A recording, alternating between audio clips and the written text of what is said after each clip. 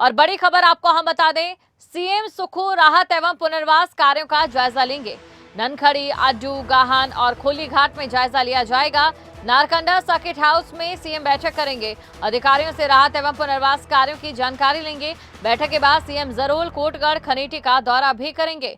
ये बड़ी खबर आपको बता रहे हैं। बैठक के बाद जहां सीएम जरूल, कोटगढ़, खनीटी का दौरा करेंगे, तो सीएम सुखू राहत कार्य और पुनर्वास कार्य योजनाओं का जायजा यहां पर लेंगे। आपको बता दें, काफी ज्यादा हिमाचल प्रभावित हुआ है इस बार मानसून में। मानसून का कहर इतना था कि जो 1 महीने की बरसात का रिकॉर्ड था वो सिर्फ 4 दिन के भीतर टूट गया था। 4 दिन में उतनी बरसात हुई जितनी की पूरे मानसून में बरसात होनी चाहिए थी। और उसके बाद आप देखिए, जो लोगों के बगीचे बह गए, लोगों के घर टूट गए, सड़कें ढह गई और एक बड़ा नुकसान कहीं ना कहीं हिमाचल प्रदेश में हुआ। केंद्र सरकार की ओर से मदद मांगी गई। अब वहीं दूसरी तरफ पुनर्वास योजना चल रही है, लेकिन देखिए ये बेहद जरूरी यहां पर हो जाता है। खबर पर अधिक जानकारी के साथ शिमला से ब्यूरो प्रदीप ठाकुर हमारे साथ जुड़ चुके हैं। प्रदीप, देखिए कार्य योजना की जो समीक्षा है पुनर्वास को लेकर, राहत को लेकर, आज उसकी निगरानी कहीं ना कहीं दौरे के जरिए की जाएगी सीएम सुखू के हवाले से। लेकिन बड़ा सवाल जनता से जुड़ा यहाँ पर यह है कि जल्दबाजी ना हो इस पूरे मामले में, कहीं एक बार फिर अगली मानसून में नदियां सब बहा कर ले जाएं।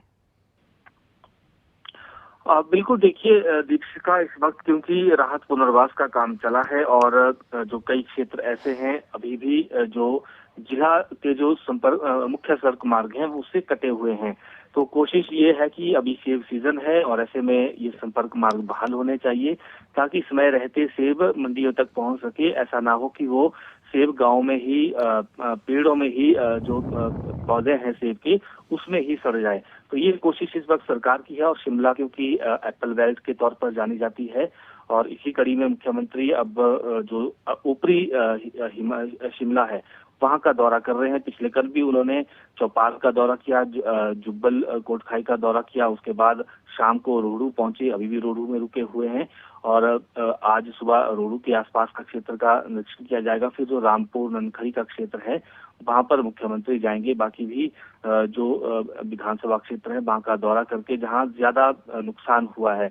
और इसके साथ साथ क्योंकि शिमला में मौतें भी काफी हुई हैं जब शुरुआती मानसून था, तो संभवतः ये भी जानकारी है कि मुख्यमंत्री जो प्रभावित परिवार हैं उनसे मुलाकात भी कर सकते हैं। हालांकि पिछले कल भी जब दौरे पर गए लोगों से इंटरेक्शन उन्होंने की, अधिकारियों के साथ बैठक की और सीधे तौर पर निर्देश ही दिए गए हैं कि अभी सेब सीजन चला है तो ऐसे में जो संपर्क मार्ग है उनको तुरंत बहाल किया जाना चाहिए, क्योंकि अभी स्थायी काम नहीं हो सकता है, केवल टेम्परेरी काम यानी अस्थायी काम ही इस वक्त हो सकता है। कहीं छोटे दंगे लगाने हो, ल्हासे गिरे हैं उसको हटाना है, या कहीं पत्थर गिरे हैं, चट्टाने गिरी है, उनको हटाना है ताकि सड़क जो है वो आवाजाही के लिए ठीक हो जाए और उसके जरिए खास तौर पर जो सेब है वो अभी मंडियों पर पहुंचे। तो इस वक्त सरकार का शिमला में जो नुकसान हुआ उस पर ज्यादा फोकस है और उसके साथ साथ जो मेन सड़क है शिमला की, और उसके साथ साथ जो यहाँ पर शिमला में हॉर्टिकल्चर रोड के तौर पर भी उसको जाना जाता है, छैला से लेकर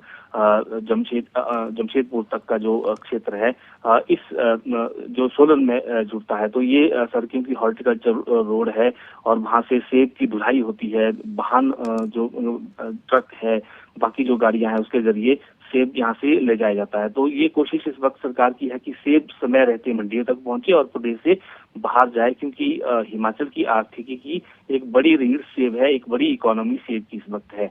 तो इसी वजह से ये सारे दौरे हो रहे हैं और लोकल जो मिनिस्टर्स हैं वो उनके साथ चल रहे हैं। पिछले कल भी रोहित ठाकुर भी उनके साथ मौजूद रहे। विक्रमादित्य सिंह पहले ही रोहडू और आसपास के क्षेत्रों में है, पिछले कल शाम को भी रोहडू में विक्रमादित्य सिंह थे। तो ऐसे में जो शिमला जिला के मंत्री हैं और खुद मुख्यमंत्री वो फील्ड में उतरे हुए हैं और लोगों के बीच जा रहे हैं।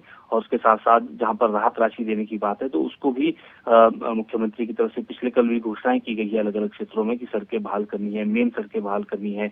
बाकी जो पानी की पेयजल योजना है वो बहाल हो ग्रामीण क्षेत्रों में खास तौर पर। तो ये युद्ध स्तर पर इस तरह के काम होने चाहिए। ये दिशा निर्देश जो है इसमें दिए जा रहे हैं और मौके पर जाकर खुद जायजा लिया जा रहा है कि वस्तु स्थिति क्या है। जी बिल्कुल, देखिए प्रदीप, और पुनर्वास कार्य योजना को लेकर आपसे मैं सवाल पूछना चाहूंगी। जो पुनर्वास कार्य योजना अब एक बार फिर से चलाई जा रही है, ताकि जनता को पुनर्वास मिले, जिनके घर उजड़ गए हैं, जिनके आशियाने ढह चुके हैं। किन तकनीकी बिंदुओं पर यह पुनर्वास आधारित होगा? क्योंकि हर साल हम एक चीज देखते हैं, पुनर्वास कर दिया जाता है लोगों को, लेकिन उसके बाद जब मानसून आता है सब एक कर देता है। बिल्कुल, देखिए अभी क्योंकि मानसून एक्टिव है और ऐसे में कई बार देखा जाता है कि जो पुनर्वास का काम होना है और कई क्षेत्र ऐसे हैं जहां पर अभी भी खतरा बना हुआ है, तो वहां पर क्या उस वक्त एहतियातन इस वक्त कदम उठाए जाने चाहिए। और कई क्षेत्र ऐसे हैं, शिमला की अगर बात करें, जहां पर घर जो है वो ढह गए हैं, तो ऐसे में उनको अस्थायी प्रबंध उनके लिए किए गए हैं। उनको टेंटों में रखा गया है, इस तरह के प्रबंध भी है। और उसके साथ साथ जो राज्य सरकार है उसकी तरफ से जो रिलीफ मैनुअल में बदलाव किया गया था, उस बदलाव के जरिए भी उनको जो राहत राशि है, जैसे घर टूट गया है तो उसको नया घर बनना है, तो इसमें जो आवास योजना है प्रदेश सरकार की, उसके जरिए उनको वो घर दिया जाना है। इसके साथ साथ कई ऐसे भी स्थान हैं जहां पर घरों को खतरा पैदा हो गया है, तो वहां पर डंगे लगाने हैं। तो पंचायती राज विभाग ने भी अपनी स्कीम में बदलाव करके ये उसमें प्रावधान किया है कि तुरंत जो है उनको दंगा लगाने के लिए 1 लाख रुपए तक दिए जाएंगे, ताकि उसमें जो एक प्रोसेस रहता है, उसमें जो पंचायत का बिल्कुल। जनरल हाउस होता है, बाकी चीजें होती है, तो वो चीजें ना हो। और उसके साथ साथ जहाँ पर खतरा है जिन गाँव को, पिछले कल भी देखा गया कि जब मुख्यमंत्री दौरे पर गए थे चौपाल विधानसभा क्षेत्र में, तो यहाँ का जो कुड़ी गाँव है उसको खतरा पैदा हो गया है, तो इस गांव को अब स्थानांतरित किया जाना है, यानी शिफ्ट किया जाना है। और उसको लेकर मुख्यमंत्री ने भी निर्देश दिए हैं और मुख्यमंत्री ने कहा कि हम इनका अच्छे से जो है यहाँ पर पुनर्वास इस गांव का करेंगे, दूसरे स्थान पर इनको शिफ्ट करके, ताकि नुकसान ना हो। क्योंकि अभी भी मानसून एक्टिव है तो बारिश होती रहेगी और नुकसान भी अभी हम कह सकते हैं कि अभी भी होता रहेगा। तो ऐसे बिल्कुल, में यानी कि कुल मिलाकर प्रदीप, साफ बात है, हम मानसून को नहीं रोक सकते हैं, लेकिन जो हम रोक सकते हैं वो ये कि आर्थिक हानि को कम किया जा सके, कुछ तकनीकी बिंदु जिनके आधार पर यह काम किया जा सकता है, और उसके बाद जो होने वाला नुकसान है इस मौसम में उसे कम किया जा सकता है। शुक्रिया तमाम जानकारी को दर्शकों तक पहुंचाने के लिए।